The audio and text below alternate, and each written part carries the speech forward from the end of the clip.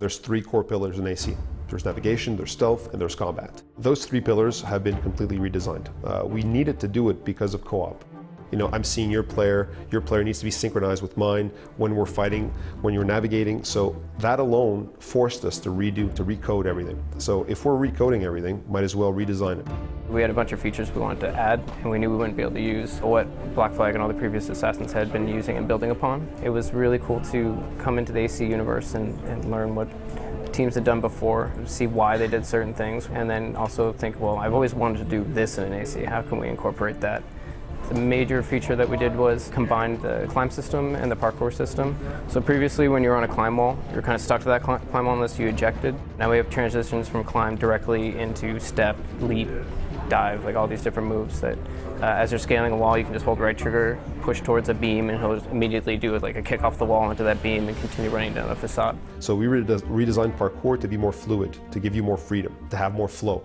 And flow is the basis of fun. I think arguably flow is fun. Previous games you could only wall up if you were 90 degrees to the wall. So you used to see a lot of boxes or carts kind of stacked up next to the side of walls so you could step on those and then get into a parkour line. We've changed it so you can wall up at angles.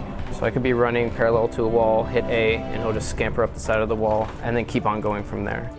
Running in previous AC games, a lot of time you would get sucked up into the wall run because you're always holding right trigger to run, and that was also your go up walls move. So you'd try to kind of skid by a corner of a building, and half the time you'd actually go up the wall instead, and that would end your chase or you'd lose the target. So we've added 2 new buttons onto the control mapping. We now have right trigger and A, which is basically our go up button, and right trigger and B, which is our controlled descent. That allows you to go down, and then standard right trigger, which is like previous AC games. We got instant positive feedback on that from our initial playtests and from people in the building as well. So that was a win off the bat just by adding the new control scheme.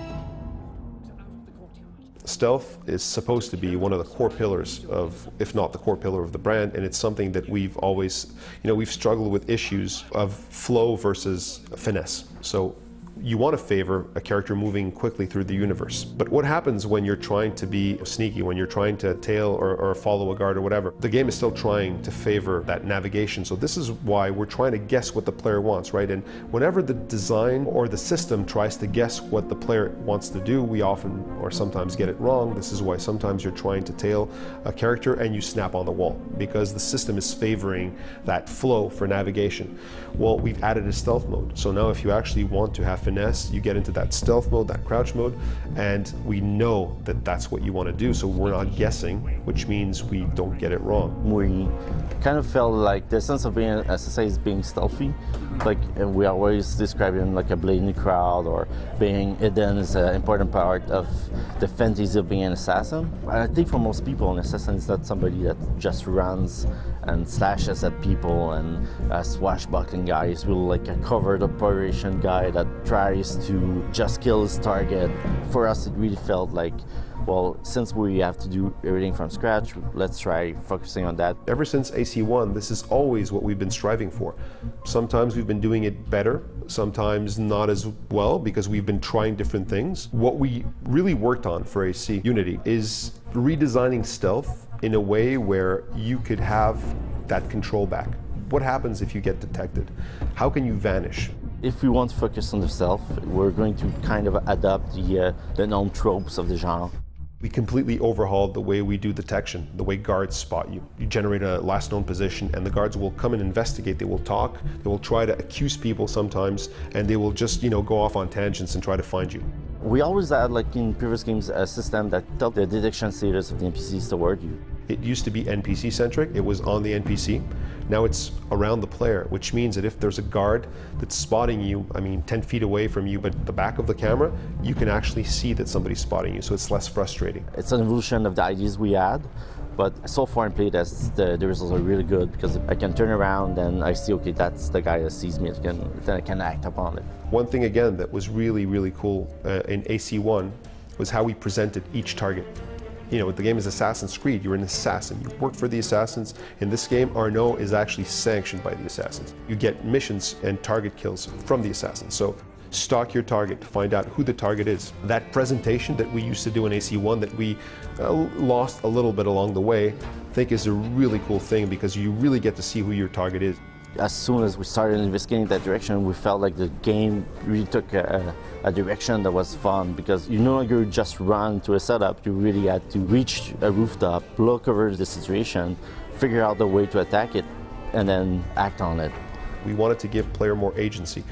We wanted to have players choose their paths, choose their approach, rather than have very scripted missions where what we want you to do is exactly what the mission designer envisioned in his mind. So to achieve this, we developed two major things. AMMs, Adaptive Mission Mechanics, which are ways in which we can bend the rules and allow you to sort of do stuff that might not have been the first thing we picked for you to do. But that's fine. You know, a tail becomes a chase, becomes a locate, becomes, you know, a kill, whatever.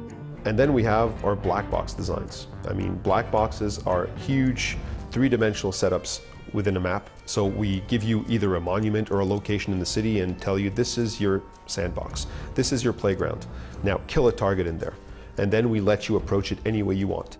Philosophically, it's a lot more like AC1, although AC1 lacked a lot of the variety at a micro level to not make it repetitive. And this is something we've addressed. So hopefully we have sort of the perfect hybrid of both. When you reach a mission, try to look into different ways to attack it. Just don't pick the easiest way first, just look for opportunities around. Do you feel like there's a disconnect between the ideal way you want the game played versus how in the wild it's actually played? Well, that's why we had to make changes to the other systems like the fight. Actually came out of that reflection. Like if we want players to play stealthily, we have to give them reasons why they have to. In terms of combat, make it more difficult, make it more challenging, because Assassin's Creed is not a combat game, it's a stealth game. So combat should be a fail state. I mean, combat should be something that happens when you get spotted, and when you resolve combat, you should re-disappear and start the stealth mechanic over again. This is something that we tried to do from the get-go, but we've never quite were able to do it, and hopefully I think we have something pretty solid here. Unity is about playing the game the way you want to play it. If you want to play the game like without stealth and fighting, you can do that. Practice, become better at combat, because our combat system, again, it's not that it's harder because it's frustrating. It's harder because it's deeper in terms of its mechanics. We knew kind of the feeling we wanted the players to get when he's fighting. It's more like a rock, paper, scissors feeling, or a face-off, like, well, I'm wondering what my enemy is going to do. It's based on a system where, you know, strike, dodge, parry. Depending on the enemy, different strategies are called. And that's why we kind of removed counter, because counter kind of felt like the move that allowed you to always win. I think the problem with the counter was actually the counter kills, because that basically by being defensive you could win the fights. We changed them into parries. It's a more active defense, but it doesn't mean that you'll kill the enemy. From the feedback we got in the playtest report is that they feel like the fight is a bit more complex and a bit more challenging. They like that. So you have 4 different types of weapons. Basically you have one weapon you can carry around, one melee weapon.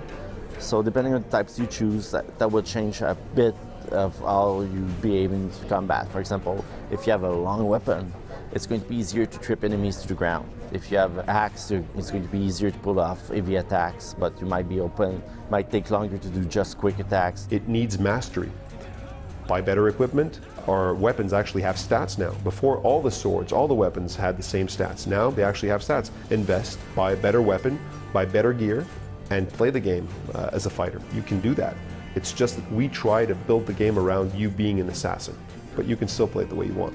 There's a bit more strategy to it, and there's the fact that there's no easy weapons really changes the way we look into fights. We can no longer jump to the middle of a group and be sure that I'll kill them all. If you look at Assassin's Creed, I mean, we've always kept this heading, right? We've always tried to make games that don't necessarily respond to the industry trend in terms of choosing whether the game is harder or easier, or whether the game is more steered towards combat, because, I mean, combat games are selling better now. Like, we make the game that we want to make in terms of what the core pillars and the core meaning of the brand is. It's just been a really good experience. It's a larger team than I'm used to, so I didn't know how that was going to work out, and it actually, Ubisoft is able to function quite well with as many people working on the game, so that in its own right is very impressive, and I think the world looks fantastic. It's very organic and also fits with the system, so looking at it right now I'm very impressed that we're actually able to pull that together. Usually when the game comes up, I look a lot at the forums. What I'm looking to the most is how they perceive the system, the way we modify the system to make it new again. We really took a gamble by just stripping some parts of the huge scope of the previous games, but really focusing on the core pillars and trying to refresh them for a next generation of consoles. If players do feel like it's a new experience, but it still feels like Assassin's Creed, I'll be glad about all the choices we made and the work we all did.